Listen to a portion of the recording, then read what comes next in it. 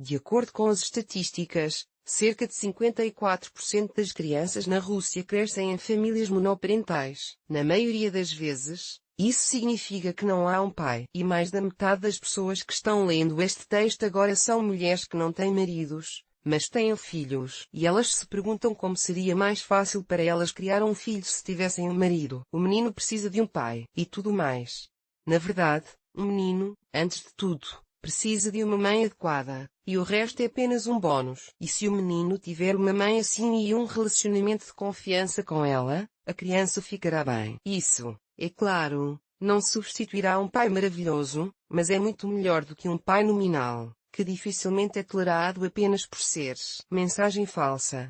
Estamos em 2016 e é hora de perceber que o modelo de família e a realidade em torno dele, os papéis de homens e mulheres no casamento e na vida mudaram muito. E um pai, é claro, é desejável. Mas lamentar sua ausência total ou parcial, tentando retratar uma educação masculina severa, não vale a pena. As consequências podem ser muito tristes. Você não tem ideia do quanto, em geral, os pais na Rússia tradicionalmente têm pouca participação na formação da criança. Em nosso país, a área de responsabilidade do homem é o dinheiro, o trabalho e o papel de cérebro e cão de corrente na família. O fato de pai e mãe contribuírem igualmente para a criação de seus filhos ainda é uma rara exceção. É triste, mas é verdade.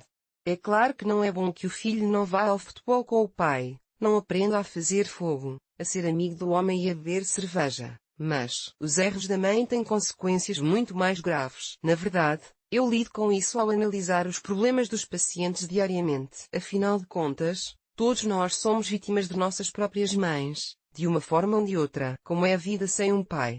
Um menino tem uma mãe, uma avó e, se tiver muita sorte, uma tia, às vezes duas. E a partir da maternidade, são só mulheres. Não vamos ao jardim de infância, não há um único homem lá, exceto o guarda. Na escola é a mesma coisa. O professor de ginástica e o oficial de trabalho geralmente bebem muito e não contam. Aqui na escola, uma criança recebe, das mulheres, a primeira experiência de humilhação e repressão, e a nossa escola, não para a honra dos pais, eles não ficam do lado das crianças e, em vez disso, são duros com a equipe pedagógica. Um menino e sua mãe vão a uma exposição, por exemplo, e 80% dos visitantes são mulheres. Ele vai à clínica, à biblioteca, à casa dos pioneiros, que agora são casas de criatividade, e também só vê mulheres e interage apenas com elas. E assim até aos 15 anos de idade. E o que está acontecendo em casa nessa época? Lá é diferente.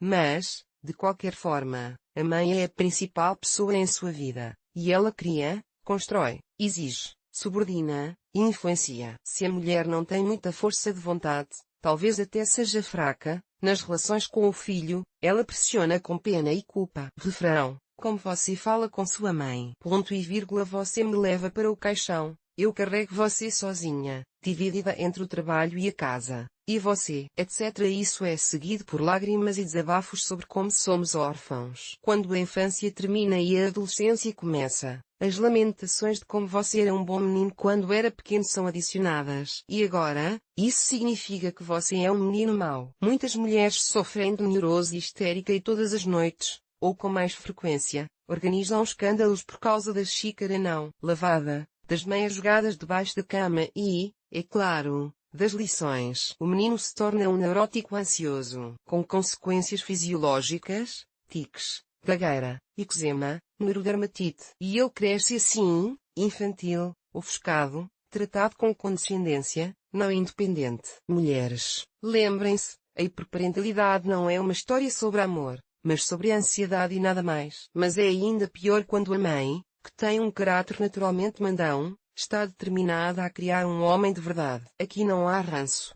Ela acredita que, como não tem marido e ninguém para dizer vá dar um jeito, você tem que lidar com isso sozinha, e com dificuldade. Ela reprime as emoções do menino, governa com mão firme, trata o filho com frieza, secura, rudeza e, às vezes, com crueldade. Por um tempo, a criança se esforça para conseguir o amor da mãe, para chamar a atenção para si mesma. Vejam o que eu posso fazer. Ele tenta se aproximar da mãe, mas é como se ela não se importasse com ele que há com a ternura do bezerro. Na família há frieza, mal-entendidos, conflitos, insatisfação constante. Ninguém conversa entre si ou fala pela boca. Como está o Duque? Duplo de novo, é isso, eu não te amo mais, aberração. Então, por via das dúvidas, tudo isso é uma maneira segura de criar não um menino, mas um gay. E isso não tem nada a ver com masculinidade. À medida que o menino cresce, ele desiste das tentativas francas de conquistar a aprovação da mãe, mas inconscientemente faz de tudo para provar a ela que ele é realmente um bom menino. Além disso, se a criança não teve comunicação suficiente com a mãe, o complexo de inferioridade e os problemas de comunicação são as consequências mais fracas. Se um homem não se desestruturou quando criança, mas o ressentimento permanece, combinado com a agressividade, isso pode levar a uma tendência à violência. Algumas outras circunstâncias familiares que, se presentes, no todo ou em parte, aumentam seriamente as chances de um menino crescer e se tornar um neurótico infeliz. Por exemplo, tanto no caso de uma mãe fraca quanto no caso de uma mãe rígida, a situação é frequentemente agravada por uma guerra fria entre a mãe e a avó. A mãe aqui age como uma investigadora ruim,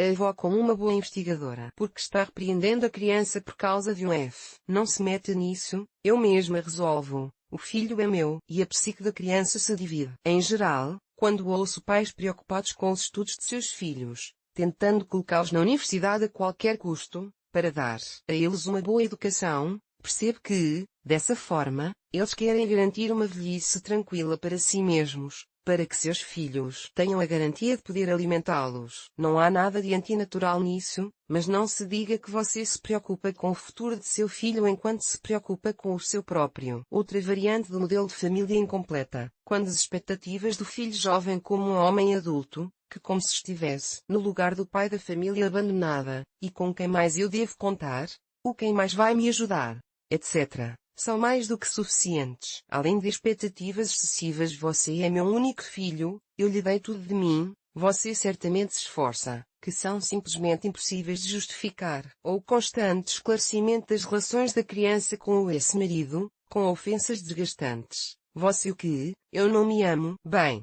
você também não me ama. A situação pode ser agravada por uma tentativa de vingança contra o homem por meio da proibição de ver o filho. Algumas mães organizam a vida pessoal de forma tão intensa que não têm tempo nem energia para o filho. Algumas mães até mandam seus filhos para os avós. Quando crescem, tentam não se comunicar com essas mães de forma alguma. Quando você pergunta sobre a mãe deles, não mantenho contato. Tudo o que eu ouvia quando criança era, me deixa em paz. Me deixa em paz. Bem, eu fiquei para trás.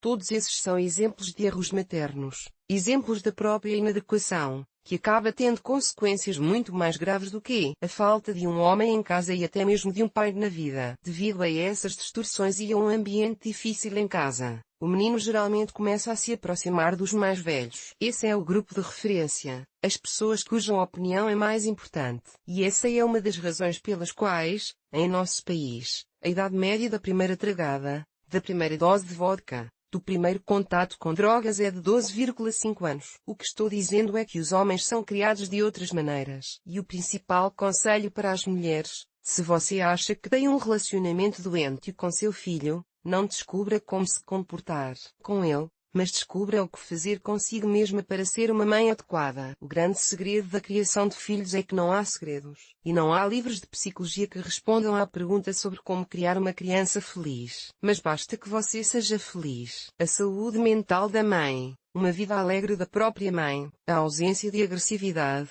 ressentimento, medos. Essa é a chave para a saúde da criança. Ame a si mesmo e você será capaz de aceitar seu filho da maneira que quiser. Em vez de moldá-lo à sua semelhança torta, pare de sentir pena de si mesma. Aceite o fato de ser solteira. Pense nisso como uma vantagem. Você se sentirá uma mulher saudável e realizada, o que automaticamente neutralizará o sofrimento de seu filho que crescerá sem um pai. Teve um casamento ruim, o pai da criança não quer ajudar, e você conta isso ao seu filho, o filho odiará o pai e se associará a ele. Não faça isso.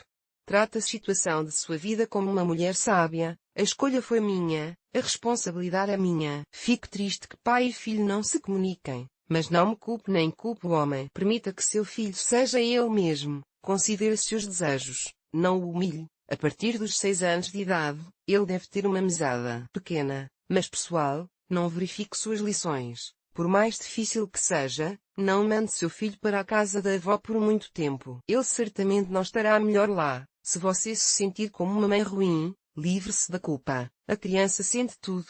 Não desrespeite os homens em geral, e a ele como futuro homem em particular.